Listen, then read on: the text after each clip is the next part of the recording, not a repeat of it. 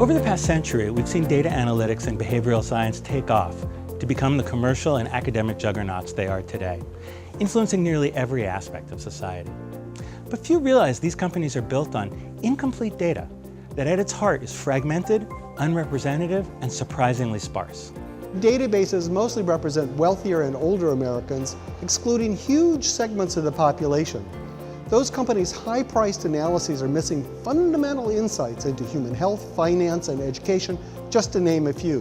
When humans continue to generate record amounts of data in shorter and shorter time spans, we're missing out on a lot of insight. Human Project Inc. is the first company designed to fundamentally change the big data analytics market by creating the most comprehensive and cross-sectional database ever. In partnership with a groundbreaking university biobehavioral study, our company's mission is to make available the most detailed and extensive insights into human patterns of behavior ever. The fundamental flaw of data companies today is that none of these companies design the data sets they use, instead collecting data that falls out of different sources and just making the best of it. Take Truven Health Analytics, purchased by IBM for $2.6 billion. For that large sum, Truven, which bills itself as a healthcare data company, only specializes in a handful of healthcare-related data points, mainly insurance billing codes.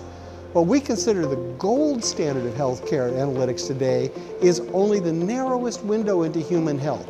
Imagine how powerful Truven's dataset would be if it included detailed medical records, real-time lifestyle decisions, drug and alcohol consumption, and information on home life on a representative sample of Americans. Capital One built much of their business by recognizing that credit-worthy Spanish-speaking Americans were missing from existing credit databases. Google is only just now realizing that by building traffic maps from data falling out of smartphones, they overlook congestion in low-income neighborhoods where smartphones are rare or absent. Even Kaiser Permanente, the largest vertically integrated healthcare provider in America, has only a few kilobytes of data on each person in its databases. Just imagine what they could do with a truly complete picture of each patient.